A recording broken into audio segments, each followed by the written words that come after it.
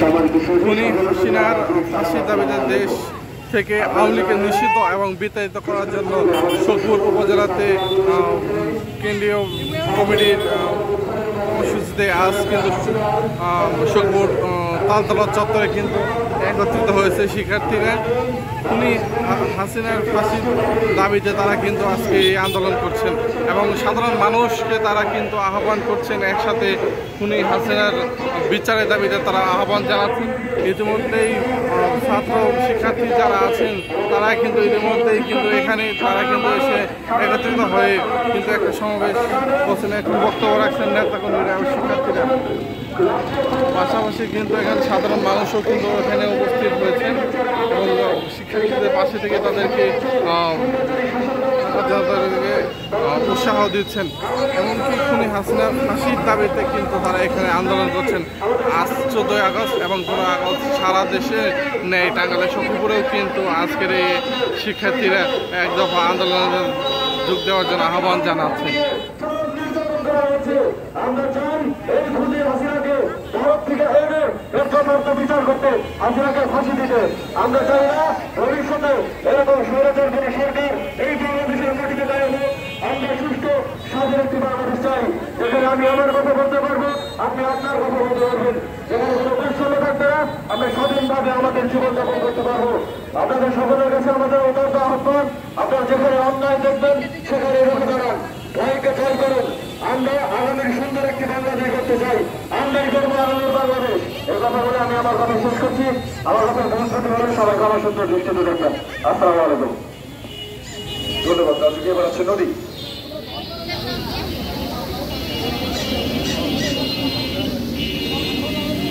তোমাকে অভিবাদন হে বিপ্লবী।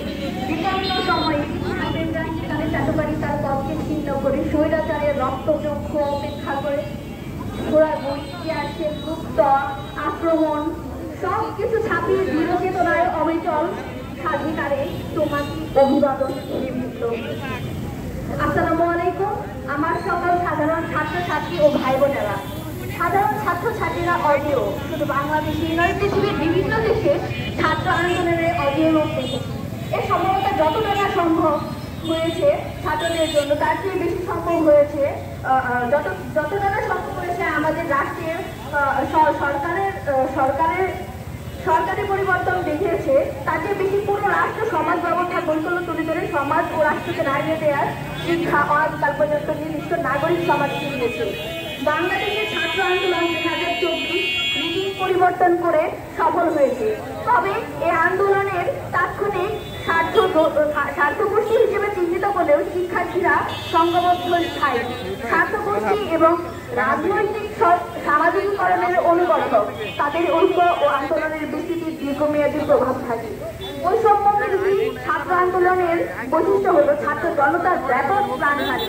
আমরা যখন বিজয় উদযাপন করছি তখনও আমাদের হৃদয় ভারাক্রান্ত।